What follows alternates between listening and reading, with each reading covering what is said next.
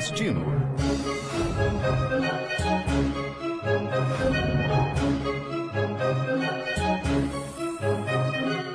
Uma aventura pela grandiosa natureza.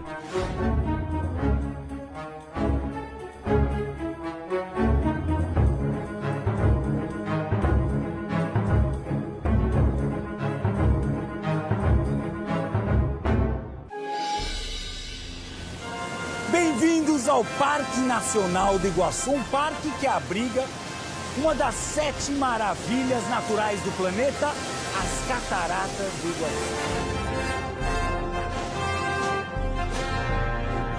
Nessa expedição, alguns dos nossos ilustres protagonistas.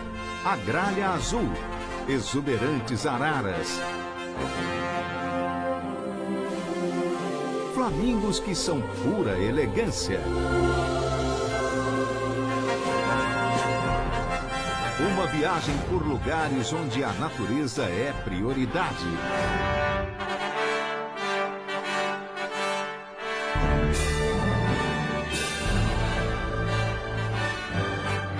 E a gente tem que entender a natureza, saber respeitar a natureza, valorizar a natureza e saber cuidar. Gente que arregaça as mangas para manter flora e fauna intactas.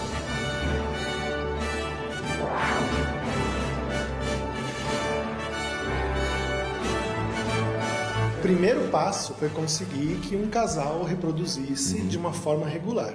Isso a gente já conseguiu aí com 13 filhotes atualmente, né, nascidos aqui. A perpetuação das espécies.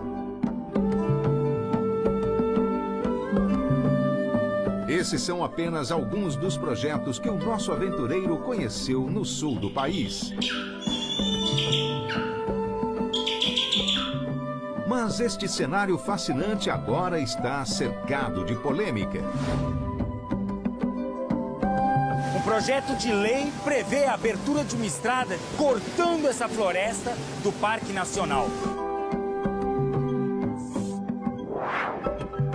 O progresso.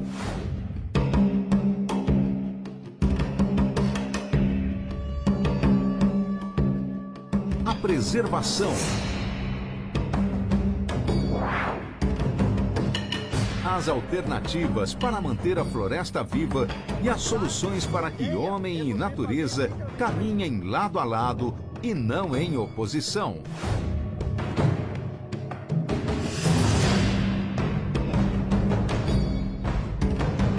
O pessoal veio aqui, fechou essa estrada de uma maneira assim tão brutal que ofendeu a moral nossa. Que nós, imagina só, nós somos colono. A natureza segue seu rumo, ela vai vir. Se ela se deixarem ela sossegada, ela segue o rumo. Se a gente der, se a gente permitir, né, que a natureza siga seu curso, a natureza segue seu curso. O que ela precisa é ter condições de seguir seu curso.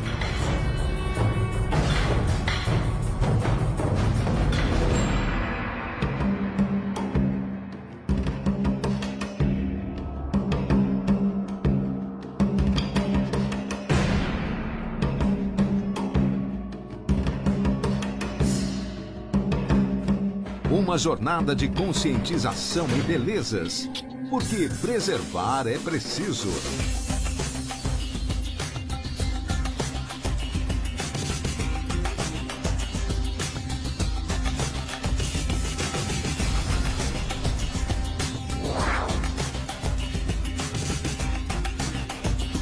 O parque.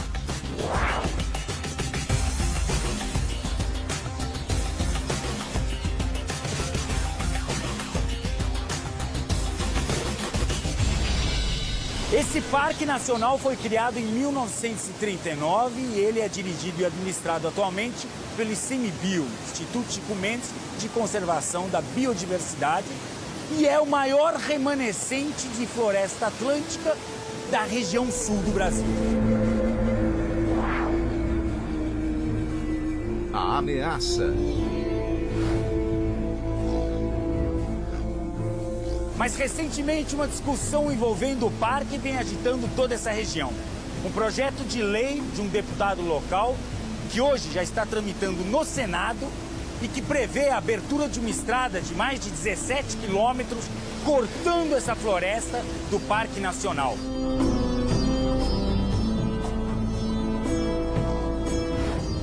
No programa de hoje nós vamos mergulhar nessa estrada, mas antes eu vou levar vocês a um lugar muito especial para conhecer alguns dos animais que aqui vivem.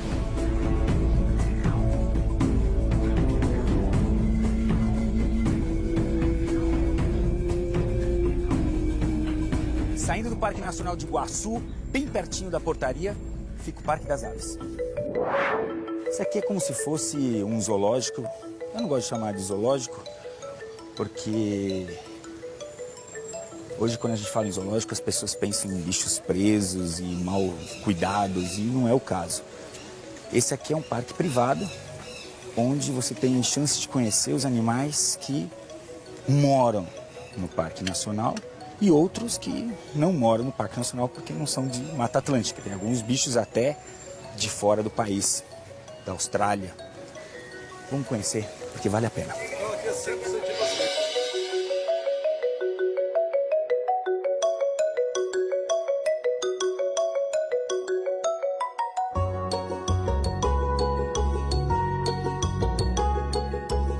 Então, o Parque das Aves já teve muito sucesso reprodutivo com os flamingos. Eles fazem uma coisa muito bacana aqui. Nessa época do ano que a gente está gravando, que é o inverno, é quando eles começam a mostrar os sinais reprodutivos, comportamento reprodutivo.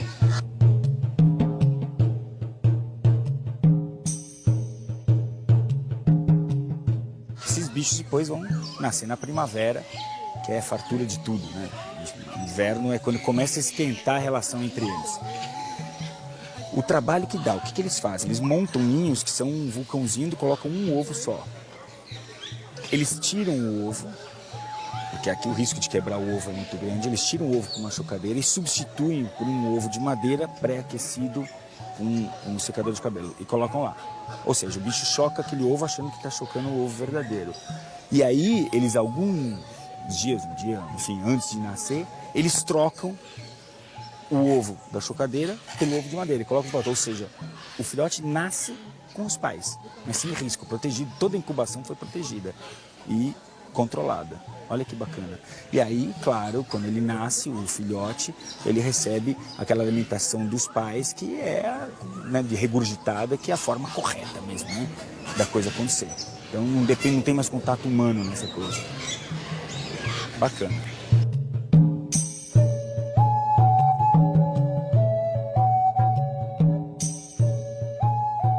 No Parque das Aves, tudo é projetado para que o bicho sinta-se em casa. Os espelhos lá no fundo, eles são para dar sensação aos flamingos que existe um grande grupo aqui. Porque eles são caras que vivem em gigantes grupos e reproduzem nesses gigantes grupos. Então, para dar a sensação que tem muito flamingo, foram colocados os espelhos.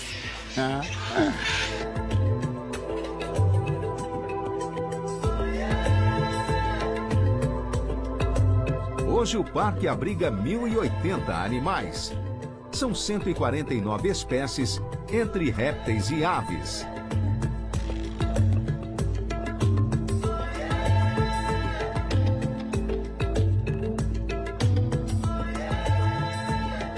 Bichos como esse esperto aí. Tá pronto? Tá pronto? 1, 2, 3.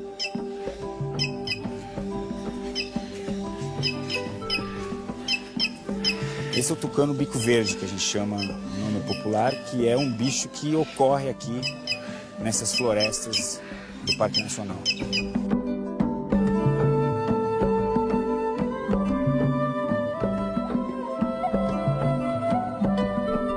O tucano de bico verde chega aos 48 centímetros e pode pesar até 400 gramas.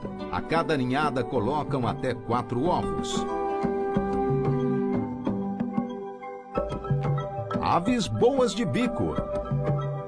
Isso é legal. Vamos lá, preparar? 1, 2, 3, vai. Isso não é ruim. Esse é o maior tucano brasileiro.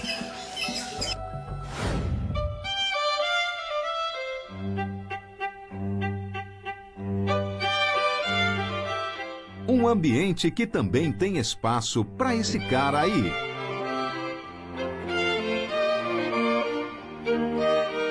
Gralha azul. Gralha azul. Vem cá, cara. Vem, seu covarde. Pega direitinho, hein, cara. Eu vou dar, mas pega direitinho.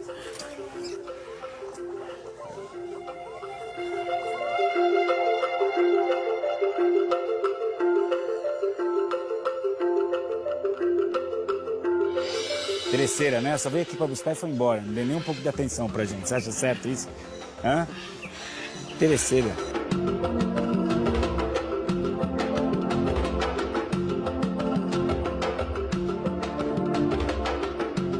A gralha azul mede cerca de 39 centímetros de comprimento. O período reprodutivo se dá no início de outubro e se estende até março. São postos em média 4 ovos de coloração azul esverdeada e inúmeras manchas claras. A gralha azul é importantíssima para a ecologia das araucárias.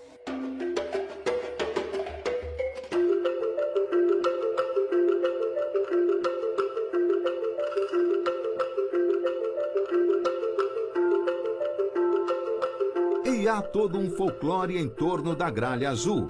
Atribui-se a esse pássaro a formação e manutenção das florestas de araucária como missão divina. Reza a lenda que espingardas explodiriam ou simplesmente negariam fogo ao serem apontadas para o bicho. Curiosidades do mundo selvagem. E por falar em curiosidade, olha só o que o Richard descobriu no parque.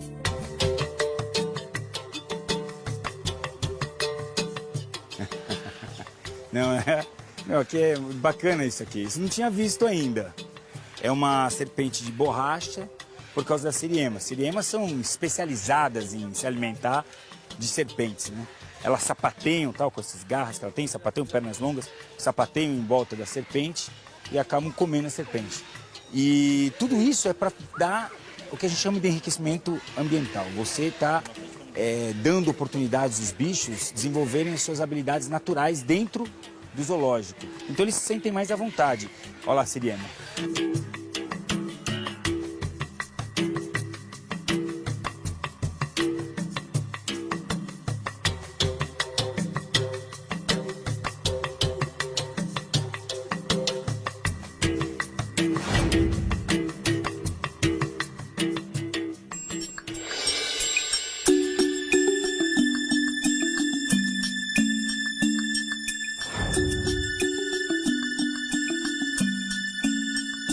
Isso aqui é o novo recinto das araras.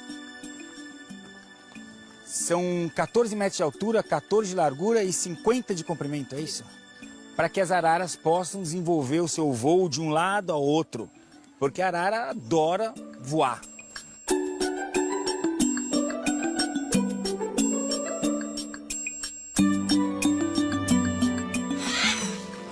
Meninas, prestem atenção todas em mim aqui. Olha o que eu trouxe.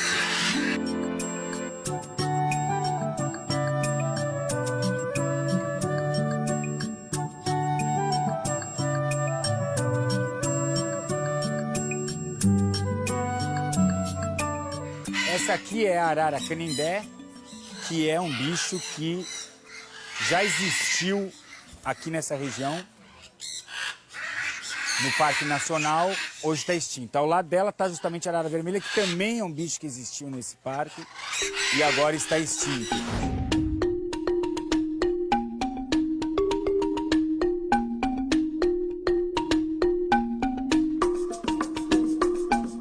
Arara azul é um bicho do norte centro-oeste brasileiro, especialmente na região pantaneira.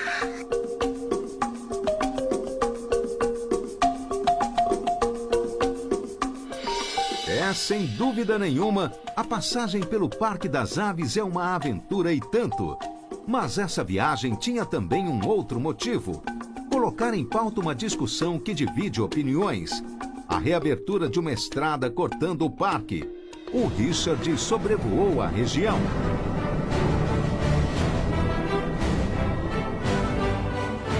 A palavra Iguaçu significa água grande em Tupi-Guarani. As cataratas são formadas pelas quedas do rio Iguaçu. 18 quilômetros antes de juntar-se ao rio Paraná, o Iguaçu despenca em quedas de até 80 metros de altura. Sua formação geológica data de cerca de 150 milhões de anos. Mas o acidente geográfico das cataratas tem 200 mil anos.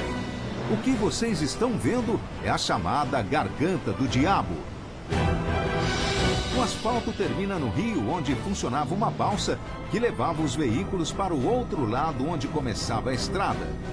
Em outubro de 2003, a estrada foi reaberta e cascalhada numa ação ilegal. Hoje, 10 anos depois, fica difícil de seguir a trilha da estrada.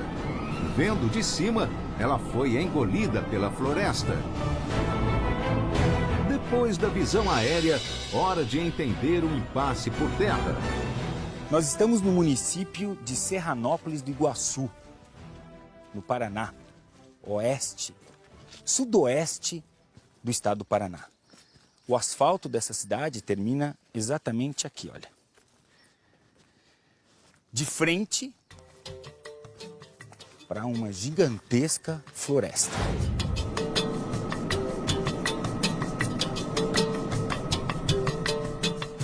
Esse é um município essencialmente formado de agricultores, assim como um município que a gente viu lá do alto, que fica depois do rio, que é Capanema, que tem na sua base a agricultura. A distância que separa esses dois municípios é cerca de 17 quilômetros e uma balsa. Em linha reta de onde eu estou, bem aqui, desse ponto, entrando floresta dentro. O grande problema é que entre esses dois municípios existe um parque nacional.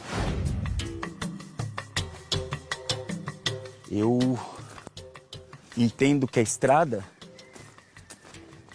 ela começaria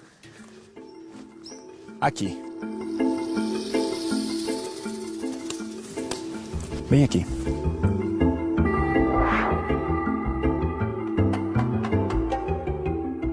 Ali o Richard conversou com o seu Hélio, um agricultor que saiu de Horizontina, no Rio Grande do Sul, com a família. Está naquela região desde 64. O senhor cultiva o que aqui? É soja, milho, fumo. O nosso aventureiro quis saber qual a necessidade da reabertura da estrada, já que há 10 anos ela foi fechada. Agora, para eu chegar em Capanema, daqui agora, eu tenho que fazer o quê? Eu tenho que voltar essa estrada aqui e dar a volta. Tu vai ter que ir até Santa Teresa e voltar até... Dá quantos quilômetros? Isso dá... Mais de 200? 280 quilômetros. Atravessando aqui... Dá 18 quilômetros. Apesar de achar a estrada fundamental, o seu Hélio parece ter consciência da grandiosidade do parque. Você gosta do parque? Claro que sim. Claro que sim. Meu Deus, isso aí é um pulmão nosso. Gente... Mas ainda assim, o seu Hélio tentou justificar a importância da estrada. Por que é importante a estrada? Olha, essa estrada é muito importante para nós. Não vou dizer que para transporte de grãos e coisa. É mais passeio, é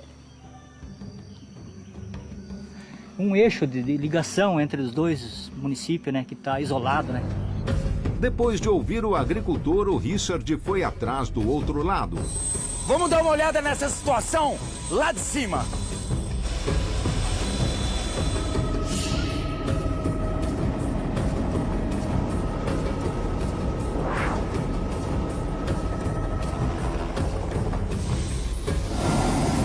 Agora, por terra.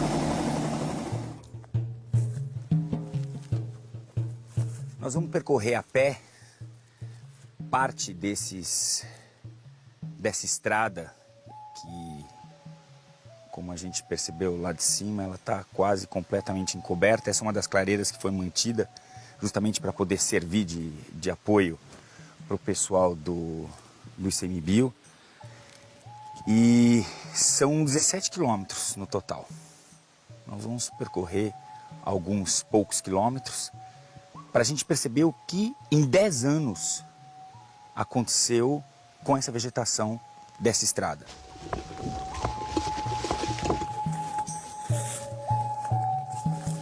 Diz o seguinte para mim, Ivan.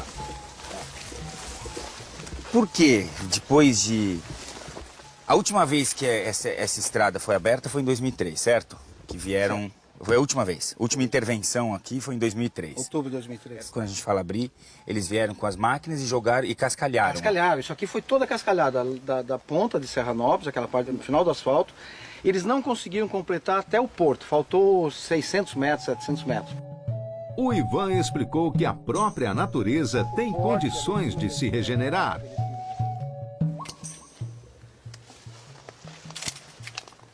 ...32 centímetros de circunferência, sabe? De diâmetro, altura do peito. Está com 32 centímetros já, assim. Por uma recuperação de um leito de estrada, por uma recuperação de uma área perturbada, que foi cascalhada, compactada, etc., está excelente esse desenvolvimento. Está muito bom.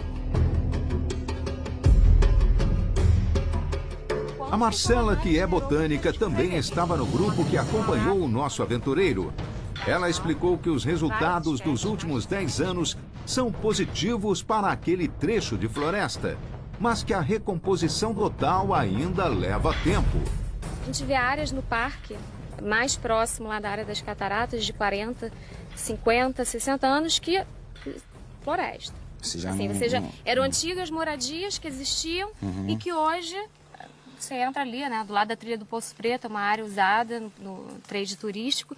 Então, assim, 50 anos lá, a gente teve uma resposta muito boa. Diversidade alta, várias espécies, mais de 50 espécies de árvores. Então, eu acho que aqui teve um impacto maior, mas eu acredito que também. O grupo ainda seguiu por mais alguns minutos até o fim da linha. Tá, parou por quê? Cadê a estrada? Acabou. Não, mas acabou como? Ela continuaria aqui, é isso? Tá aqui, tudo isso aqui, a gente está no meio da estrada. Nós estamos no meio da estrada. Se essa estrada for aprovada, esse projeto de lei for aprovado, aqui vai passar uma estrada novamente. Eles vão reabrir, o quê? Vão ter que derrubar de novo essa floresta que está surgindo, né? Como a gente pode perceber, tá em pé de novo, né? Tá crescendo novamente. Vão derrubar tudo. Vai ter um corte nessa Mata Atlântica maravilhosa de 12 metros de largura por quase 18 quilômetros. Isso fora todo o impacto lateral que isso acaba gerando de impacto de bordo. O projeto de lei ainda está em tramitação. Enquanto não se decide, os representantes de grupos que defendem a floresta mostram preocupação com o futuro próximo.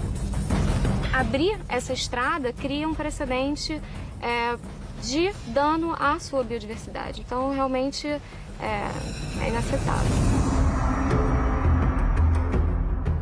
Estrada Parque, ela tem uma outra característica. Ela é para que você conheça o parque, para que você acesse o parque, para que você vá visitar esse parque. Essa estrada não tem esse objetivo, é para cortar o parque.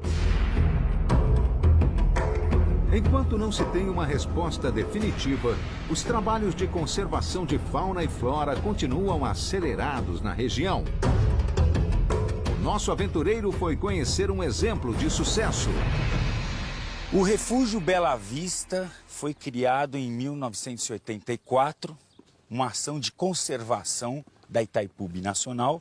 Esse cara é o Vanderlei, ele é veterinário e o cara que é responsável no dia de hoje de nos apresentar esse trabalho. Logo de cara, um telhado verde para a observação de uma floresta que um dia foi um campo de plantação de soja. Outra prova de força da natureza. Essa mata que a gente está olhando, ela tem 30 e poucos anos. Exatamente, ela foi plantada a partir de 1981 e hoje, com mais de 30 anos de idade, ela já começou, inclusive, a fazer a regeneração no subbosque. Então já é uma mata relativamente madura. E já existem muita fauna dentro dela. Nós temos aí veado-bororó, macucos e outros animais. Ali no refúgio Bela Vista, o Richard viu bichos que estão muito bem, graças ao trabalho de uma equipe preocupada em dar aos animais o que lhes é de direito. A onça pintada é símbolo do Parque Nacional do Iguaçu.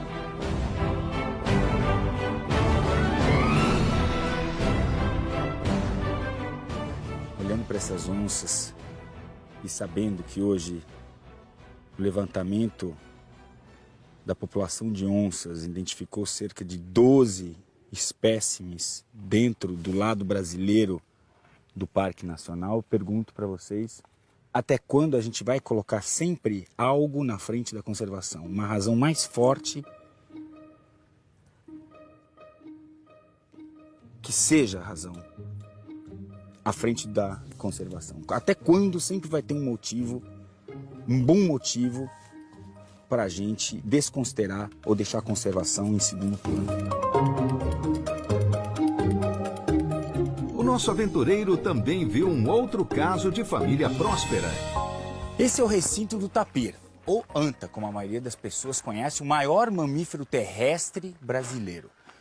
Esse grande recinto, a anta divide com catetos e com capivaras. Você, quando vier aqui a Itaipu, vier ao refúgio visitar o zoológico, você pode chegar até onde eu estou. Mas, como os nossos amigos me deram uma licença especial, nós vamos poder entrar dentro desse recinto para poder olhar o tapir, um casal de tapir com filhote. O refúgio Bela Vista acolhe hoje 8 antas.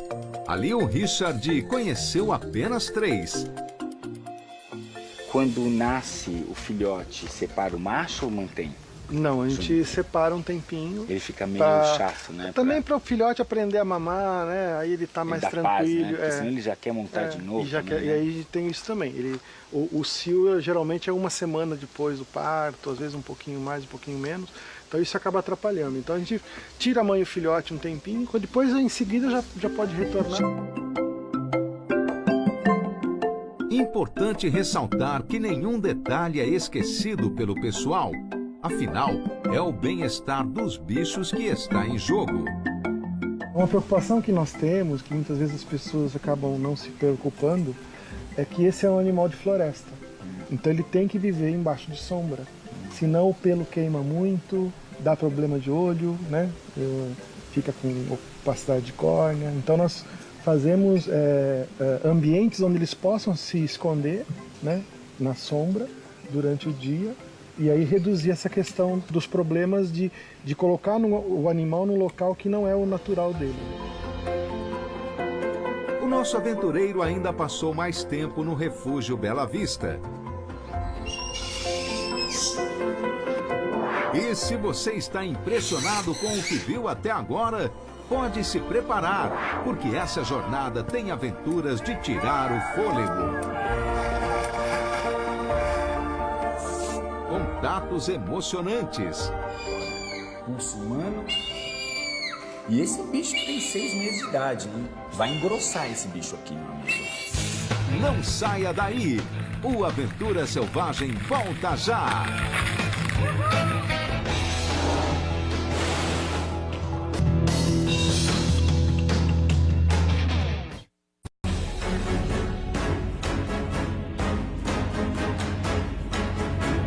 A jornada pelo Paraná, sul do Brasil, foi mesmo de muitos ensinamentos.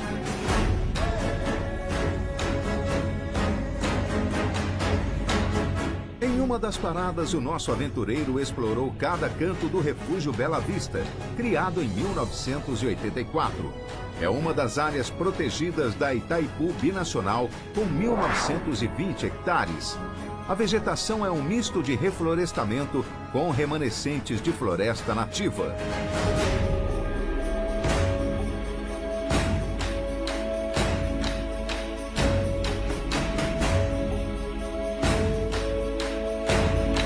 Ali as sementes prosperam.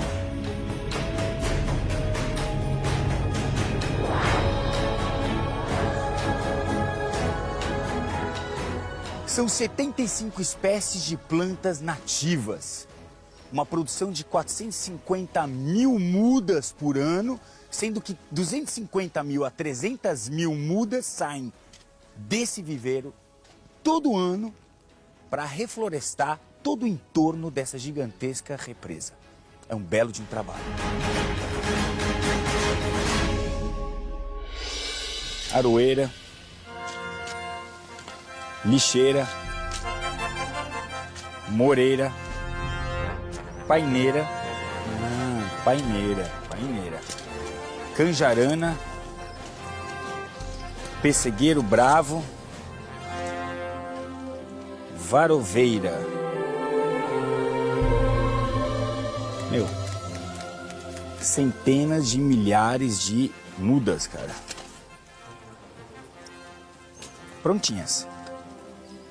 Isso aqui vai virar uma árvore. Certo?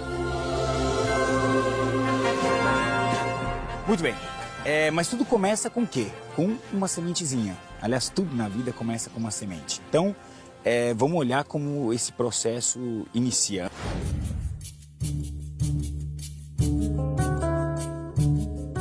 O Devair é o homem do viveiro.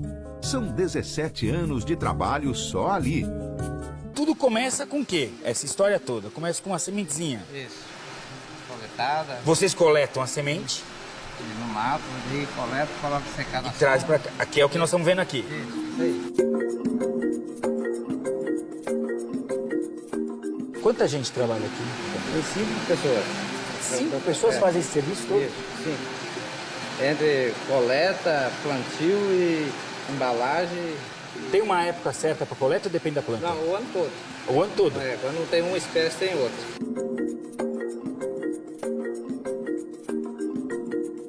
Bom trabalho é importantíssimo o seu trabalho, você sabe disso, né?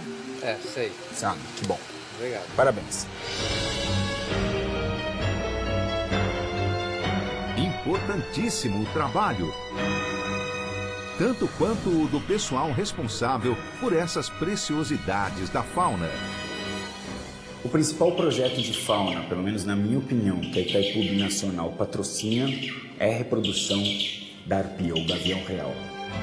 Realeza que, graças aos cuidados do pessoal do refúgio, está conseguindo aumentar a família. 4 anos atrás, o casal de arpia que eles têm aqui se reproduz de uma maneira que hoje eles já têm 13 filhotes. 13 filhotes. E essa é a última geração de filhotes que nasceu no começo desse ano. Esse bicho tem 6 meses de idade. Não é a maior águia do planeta, mas é a águia de maior força que existe em todo o planeta. Pode levantar um bicho de 9 quilos, uma presa de 9 quilos, que normalmente ela arranca das árvores, que é onde ela domina. É o bicho do dossel da floresta, do topo da floresta. É o que a onça é embaixo, a arpia é em cima, nas árvores. Nós tivemos sorte, dia de hoje, eles vão fazer um procedimento que é de microchipagem, que é como colocar é uma ferramenta que é colocada, um pequeno chipzinho que é colocado embaixo da pele e que dá um número, que é um referencial, um RG para aquele bicho, porque precisa ser cadastrado junto ao IBAMA. E nós vamos poder acompanhar isso. Mais uma vez, um privilégio. O Richard não perderia essa oportunidade. Nunca é demais ficar perto de uma ave de rapina tão poderosa. Vou aproveitar Tem uma garra aqui, que é a garra da morte dela aqui, que é excepcional. Uma oportunidade porque ele está mostrando bem. Essa última garra aqui, olha. Essa garra aqui. Essa garra é aquela que finaliza o cara, entendeu? Depois ela segurar, ela finaliza com essa garra aqui. Hora de microchipar o bicho. Por força de lei, todos os animais que estão em qualquer plantel de criadores zoológicos, qualquer instituição, tem que ser, por norma do IBAMA, microchipados, identificados. Eles precisam ser identificados. Anilha, microchip, alguns casos precisa de anilha e microchip. O capuz, que é um capuz que vem da falcoaria, ele serve muito bem para você deixar o bicho... O bicho não precisa enxergar o que está acontecendo, que isso cria mais estresse, né? Vamos lá. Olha, é o número 141677. Esse é o novo RG dessa fêmea. Pronto. Agora vai no relatório. Você coloca no relatório e manda pro Ibama. Arpia prontinha. E o nosso aventureiro não fica atrás. Queria saber se doer nos bichos. Ai, haha, eu sou 49 e 43, entendeu? Entendeu? Ah, que bom, acho que olha. É um pouco maior que um grão de arroz. Mas não dói. Que coisa maravilhosa. Já vai passar já, 1 minuto. Vamos fazer uma coleta de sangue. Igual a gente faz, para saber para ver como é que tá a saúde do bicho. Exames feitos. Tudo em ordem com o filhotão de 6 meses. 4 anos, 13 filhotes? Mas quantos ovos? O bicho não coloca 2 ovos? O que vocês fazem? Nós estamos tirando os filhotes recém-nascidos ou os ovos, dependendo do que seja necessário, e criando na mão. E aí ela acaba colocando mais 2 ovos. Ela vai colocar mais 2 ovos porque ela está repondo, né? Ela dentro da natureza ela faz isso. Se perde os ovos por algum motivo, ela repõe para poder garantir que aquela camada ou aquela ninhada sobreviva aquele ano. E aliás ela põe 2, porque normalmente sobrevive 1. Aqui a taxa não é de 100%, é de 200%, porque eles otimizam. Tiram os 2 ovos, ainda garantem aqueles 2 e mais aqueles 2, porque eles estão controlando toda essa postura e essa incubação. O próximo passo é consolidar uma população viável em cativeiro. Então nós estamos trabalhando com outras instituições que já possuem arpia e nós estamos começando a trocar animais. Existe um sonho de um dia voltar a ver arpia no Parque Nacional do Iguaçu, não? Com certeza. Esse é o sonho, né? É fazer justamente o que hoje, por exemplo, se faz na Amazônia, né? Que é observar a arpia na natureza.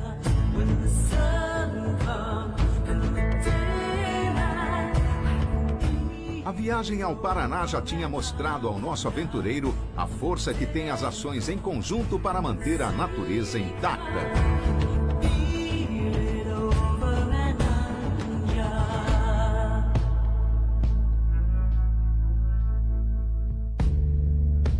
Atitudes de gente que está de olho no meio ambiente e nas vidas que dependem dele. E essa foi uma expedição para revelar as belezas da região sudoeste do Paraná. Mostrar que um parque nacional tem mais atrativos do que se espera. O Richard está de prova.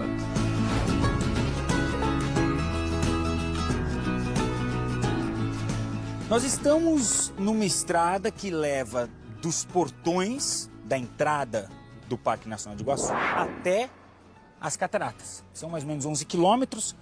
É uma estrada que foi construída vamos dizer, na pontinha do parque. E ela tem a sua função de existir. Ela é um parque nacional, ele prevê uma unidade de conservação que prevê a visitação e o turismo. O Richard foi recebido pela Maria. Mary, ok, Mary.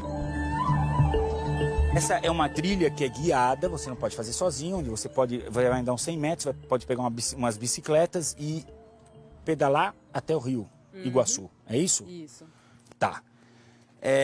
Bom, então vamos nos organizar. Certo? A gente vai com você? Provavelmente. É? Então, bora lá. Bora lá.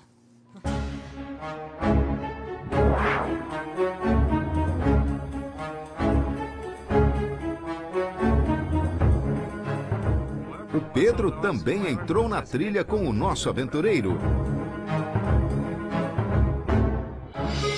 Os acidentes, a maioria dos acidentes, e se me confirma se tá certo ou não, são abelhas, vespas, lagartas. O cara O cara cansou, vem vai caminhando, passar na aí ele vem, Então- pá, apoia a mão. E apoia a mão em cima de uma lagarta. Isso não quer dizer que você tem que ter medo de vir para um lugar como esse. Esse aqui é um santuário de vida selvagem, você está no meio da floresta. Mas é questão de atenção. Passos à frente e um novo exemplar da vida selvagem. Outro caso clássico, ótimo exemplo. Uma serpente sai da floresta e procura estrada, porque na estrada fica mais fácil ela receber e esquentar o seu metabolismo através da ação do sol. O sol entra mais fácil aqui numa estrada do que entra no meio da floresta. Então, é comum? Não é comum.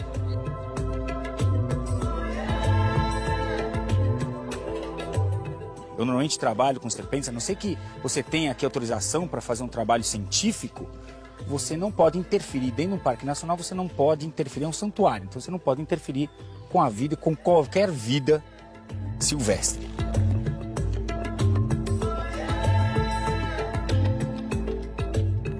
Isso aqui é onde o turista normalmente anda e pode acontecer de encontrar uma serpente. Para isso, tem os guias são treinados, eles sabem identificar, eles sabem olhar, perceber coisas que você não perceberia.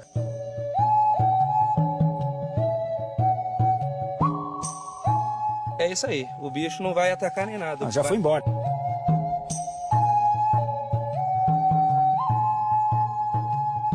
Dali, o nosso aventureiro foi atrás de adrenalina. Entre as diversas atividades que você pode praticar dentro de um parque nacional, especialmente o Parque Nacional do Iguaçu, que está preparado para isso, bicicleta, trilha, rapel, esses caras da Macuco levam você para o passeio mais divertido com umas lanchas gigantes para debaixo das cataratas.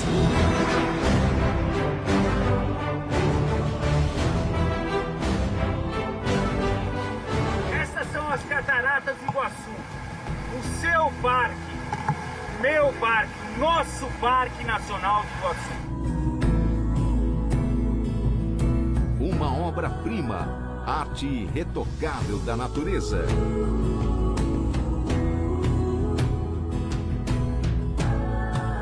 O Parque Nacional do Iguaçu é um patrimônio da humanidade. A experiência de entrar aqui, quase na garganta do diabo, não tem igual. É uma experiência que vale a pena. Todo mundo no planeta deveria vir pelo menos uma vez a esse lugar mágico.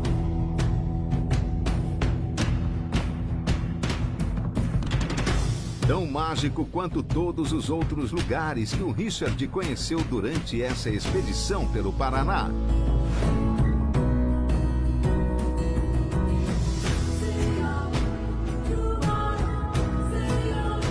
Lugares únicos que dependem da consciência do homem. E a gente continua, né, com uma pequenez como homem, como ser humano, a pensar que a gente precisa de mais uma estrada e mais um caminho. Sempre a gente está buscando mais e mais e mais.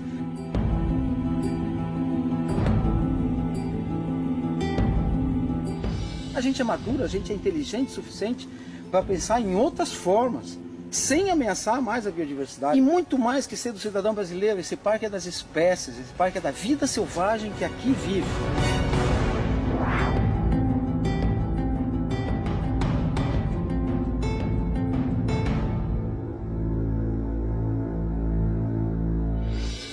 Um programa como o de hoje faz a gente refletir sobre o preço que nós estamos dispostos a pagar pelo progresso. Até onde o homem está disposto a ir. Conservar a biodiversidade é conservar, na melhor hipótese, a si mesmo e a sua essência, permitindo que as gerações futuras, seus filhos, os filhos dos seus filhos e até o homem, daqui a 12 mil anos, possam ter o mesmo direito de gozar um céu estrelado, assim como de admirar um animal selvagem em seu habitat.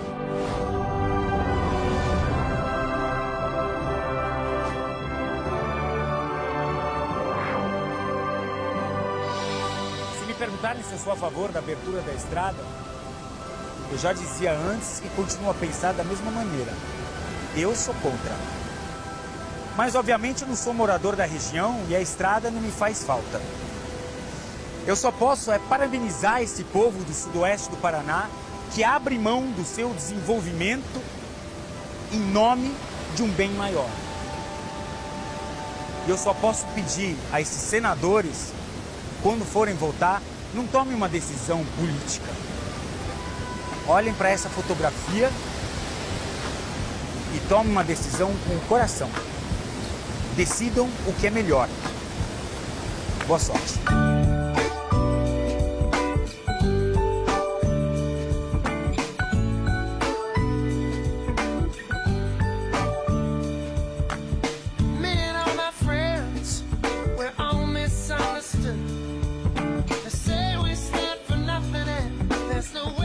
Na próxima semana tem muito mais aventura selvagem aqui no SBT. Até lá!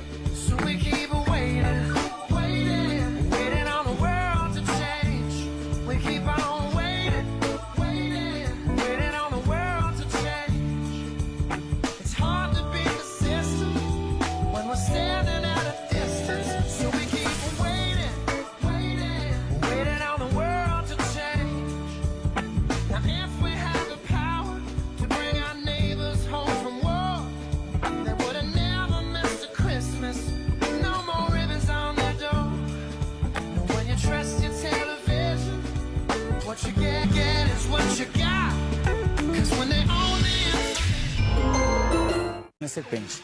E tudo isso é para dar o que a gente chama de enriquecimento ambiental. Você está dando oportunidades aos bichos desenvolverem as suas habilidades naturais dentro do zoológico. Então eles se sentem mais à vontade. Olha lá, Siriana.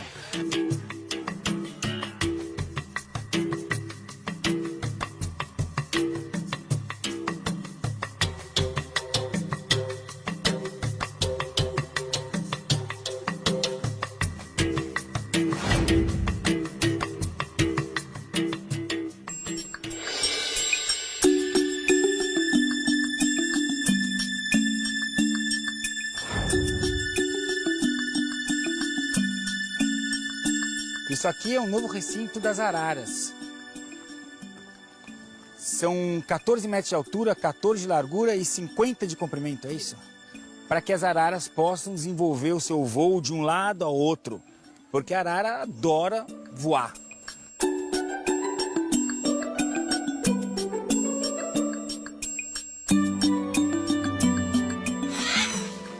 Meninas, prestem atenção todas em mim aqui. Olha o que eu trouxe.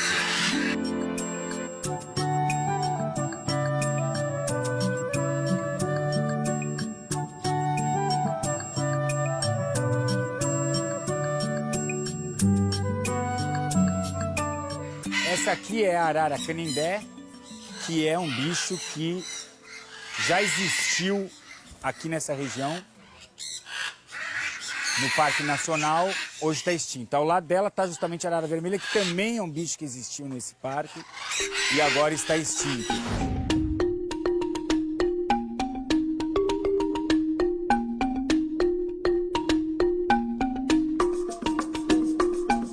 Arara azul é um bicho do norte centro-oeste brasileiro, especialmente na região pantaneira.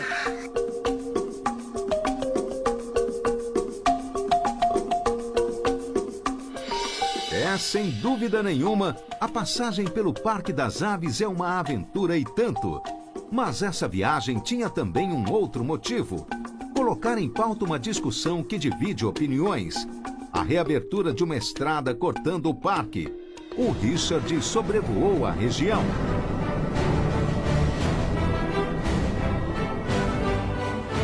A palavra Iguaçu significa água grande em Tupi-Guarani. As cataratas são formadas pelas quedas do rio Iguaçu. 18 quilômetros antes de juntar-se ao rio Paraná, o Iguaçu despenca em quedas de até 80 metros de altura. Sua formação geológica data de cerca de 150 milhões de anos. Mas o acidente geográfico das cataratas tem 200 mil anos. O que vocês estão vendo é a chamada Garganta do Diabo. O asfalto termina no rio, onde funcionava uma balsa que levava os veículos para o outro lado onde começava a estrada. Em outubro de 2003, a estrada foi reaberta e cascalhada numa ação ilegal. Hoje, 10 anos depois, fica difícil de seguir a trilha da estrada. Vendo de cima, ela foi engolida pela floresta. Depois da visão aérea, hora de entender o impasse por terra. Nós estamos no município de Serranópolis do Iguaçu. no Paraná, oeste, sudoeste do estado do Paraná. O asfalto dessa cidade termina exatamente aqui, olha. De frente para uma gigantesca floresta.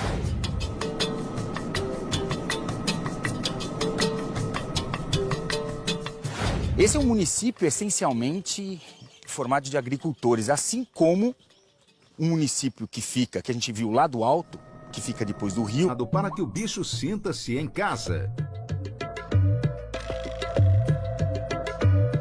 Os espelhos lá no fundo, eles são para dar sensação aos flamingos que existe um grande grupo aqui. Porque eles são caras que vivem em gigantes grupos e reproduzem nesses gigantes grupos.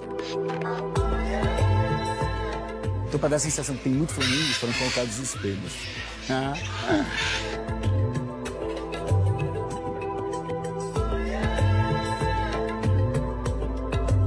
Hoje o parque abriga 1.080 animais.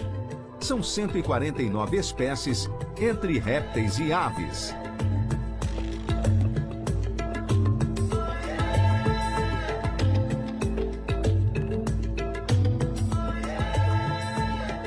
Bichos como esse esperto aí. Tá pronto? Tá pronto? 1, 2, 3.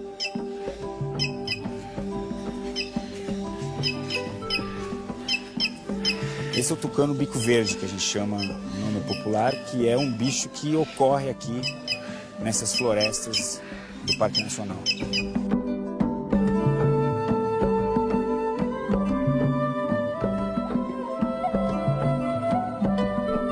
O tucano de bico verde chega aos 48 centímetros e pode pesar até 400 gramas. A cada ninhada colocam até 4 ovos. Aves boas de bico. Isso é legal. Vamos lá, preparar? 1, 2, 3, vai. Isso não é ruim. Esse é o maior tucano brasileiro.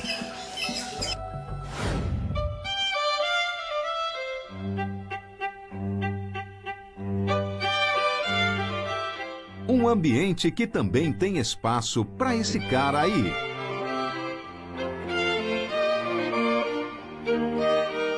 Gralha azul. Gralha azul. Vem cá, cara. Vem, seu covarde. Pega direitinho, hein, cara. Eu vou dar, mas pega direitinho.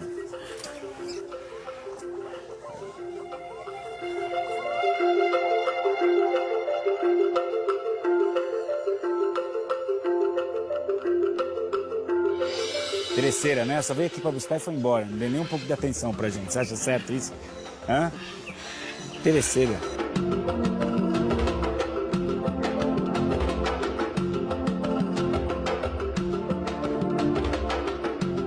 A gralha azul mede cerca de 39 centímetros de comprimento.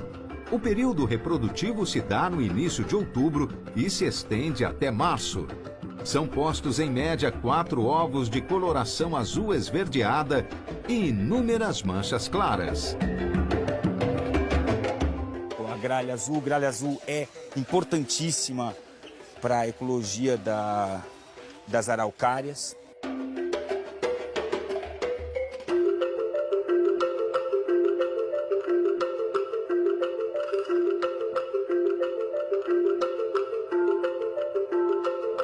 E há todo um folclore em torno da gralha azul. Atribui-se a esse pássaro a formação e manutenção das florestas de araucária como missão divina. Reza a lenda que espingardas explodiriam ou simplesmente negariam fogo ao serem apontadas para o bicho. Curiosidades do mundo selvagem. E por falar em curiosidade, olha só o que o Richard descobriu no parque.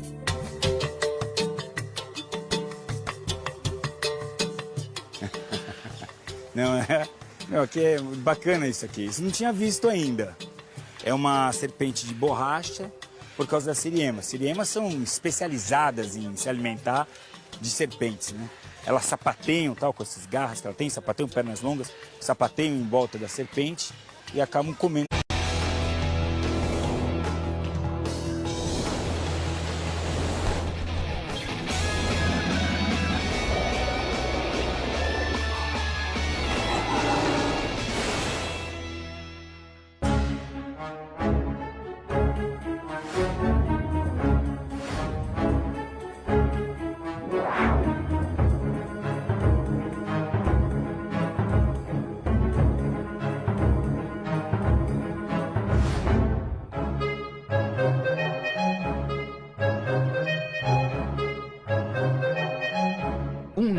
destino.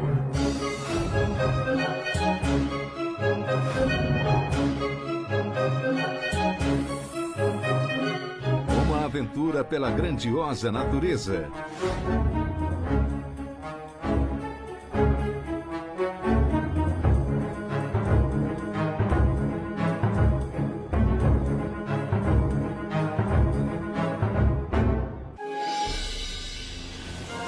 Bem-vindos ao Parque Nacional do Iguaçu, um parque que abriga uma das 7 maravilhas naturais do planeta, as Cataratas do Iguaçu.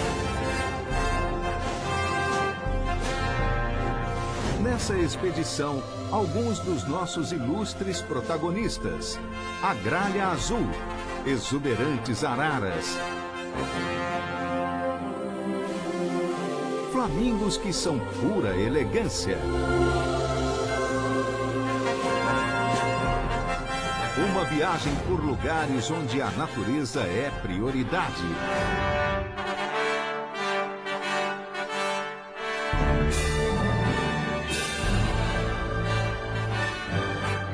E a gente tem que entender a natureza, saber respeitar a natureza, valorizar a natureza e saber cuidar. Gente que arregaça as mangas para manter flora e fauna intactas.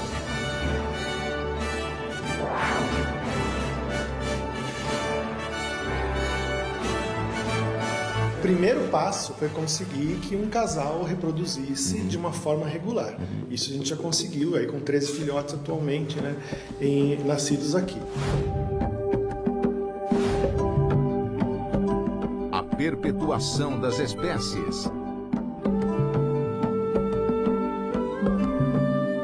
Esses são apenas alguns dos projetos que o nosso aventureiro conheceu no sul do país. Mas este cenário fascinante agora está cercado de polêmica. Um projeto de lei prevê a abertura de uma estrada cortando essa floresta do Parque Nacional. O progresso.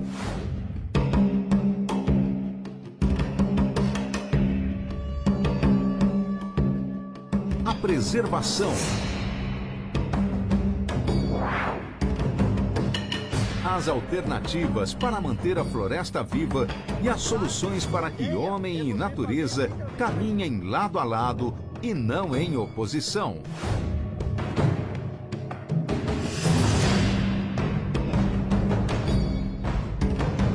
O pessoal veio aqui, fechou essa estrada de uma maneira assim tão brutal que ofendeu a moral nossa.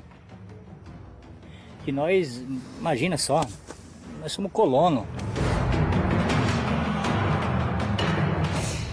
A natureza segue seu rumo, ela vai.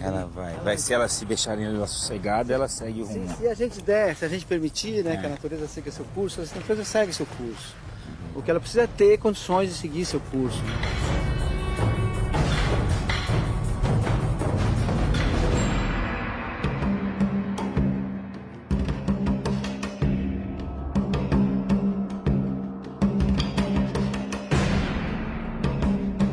Que é Capanema, que tem na sua base a agricultura.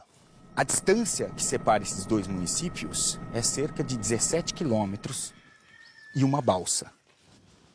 Em linha reta de onde eu estou, bem aqui, desse ponto, entrando floresta dentro. O grande problema é que entre esses dois municípios existe um parque nacional. Eu entendo que a estrada, ela começaria aqui. Bem aqui.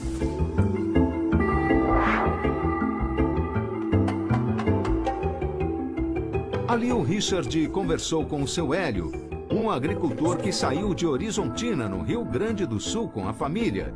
Está naquela região desde 64. O senhor cultiva o que aqui? É soja, milho, fumo. O nosso aventureiro quis saber qual a necessidade da reabertura da estrada, já que há 10 anos ela foi fechada. Agora, para eu chegar em Capanema, daqui agora, eu tenho que fazer o quê? Eu tenho que voltar essa estrada aqui e dar a volta. Tu vai ter que ir até Santa Teresa e voltar até... Dá quantos quilômetros? Isso dá... Mais de 200? 280 quilômetros. Atravessando aqui... Dá 18 quilômetros. Apesar de achar a estrada fundamental, o seu Hélio parece ter consciência da grandiosidade do parque. Você gosta do parque? Claro que sim. Claro que sim. Meu Deus, isso aí é um pulmão nosso. Gente. Mas ainda assim, o seu Hélio tentou justificar a importância da estrada. Por que é importante a estrada? Olha, essa estrada é muito importante para nós. Não vou dizer que para o transporte de grãos e coisa. É mais passeio, é um eixo de ligação entre os dois municípios, né, que está isolado, né? Depois de ouvir o agricultor, o Richard foi atrás do outro lado. Vamos dar uma olhada nessa situação lá de cima.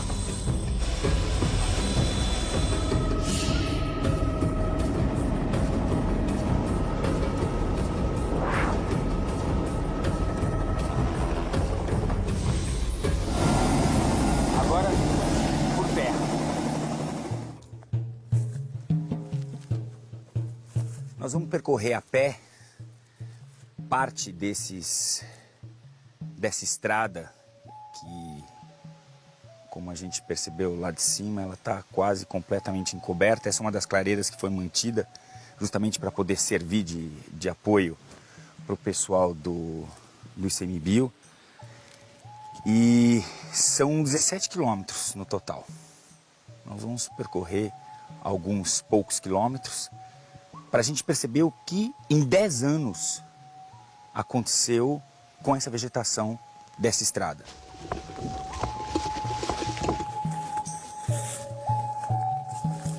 Diz o seguinte para mim, Ivan. Por que depois de... A última vez que essa estrada foi aberta foi em 2003, certo? Que vieram... Foi a última vez. A última intervenção aqui foi em 2003. Outubro de 2003. Quando a gente fala abrir, eles vieram com as máquinas e jogaram e cascalharam. Cascalharam. Isso aqui foi toda cascalhada da ponta de Serranópolis, aquela parte no final do asfalto. Eles não conseguiram completar até o porto. Faltou 600 metros, 700 metros. O Ivan explicou que a própria natureza tem condições de se regenerar.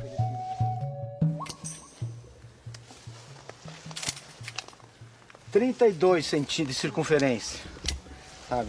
De diâmetro, altura do peito. Está com 32 centímetros já, assim. Por uma recuperação de um leito... Uma jornada de conscientização e belezas. Porque preservar é preciso.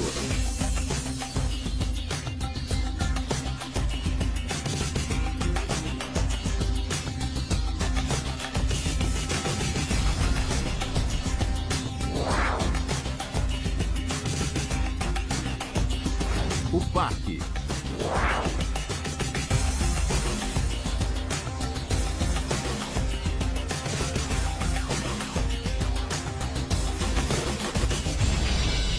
Esse Parque Nacional foi criado em 1939 e ele é dirigido e administrado atualmente pelo ICMBio, Instituto Chico Mendes de Conservação da Biodiversidade, e é o maior remanescente de floresta atlântica da região sul do Brasil.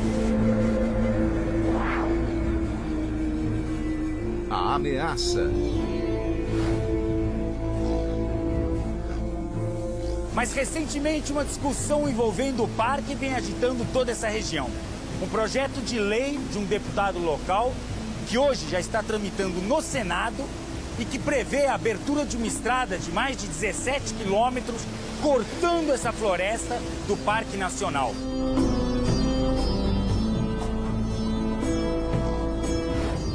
No programa de hoje nós vamos mergulhar nessa estrada. Mas antes, eu vou levar vocês a um lugar muito especial para conhecer alguns dos animais que aqui vivem.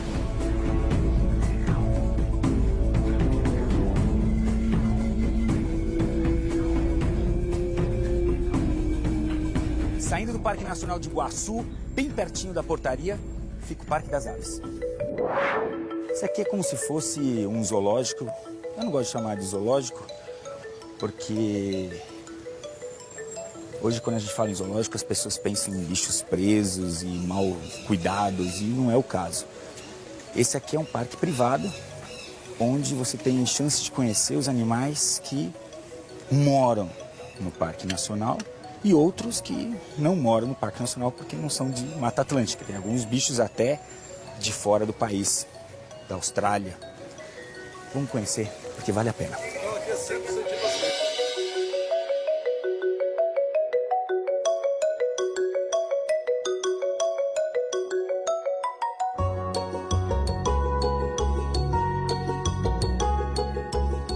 O Parque das Aves já teve muito sucesso reprodutivo com os flamingos. Eles fazem uma coisa muito bacana aqui. Nessa época do ano que a gente está gravando, que é o inverno, é quando eles começam a mostrar os sinais reprodutivos, comportamento reprodutivo.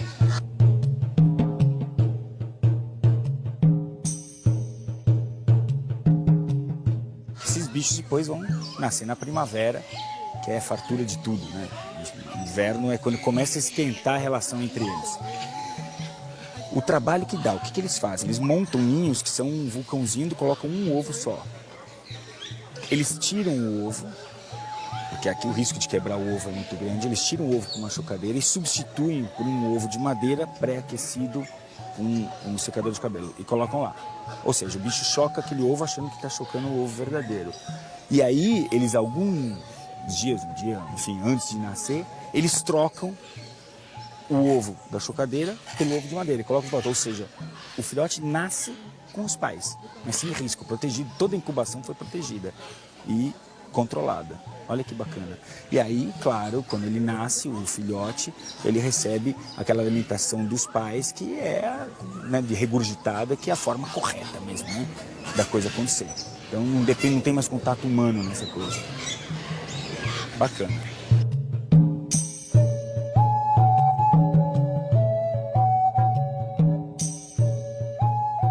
No Parque das Aves, tudo é projetado.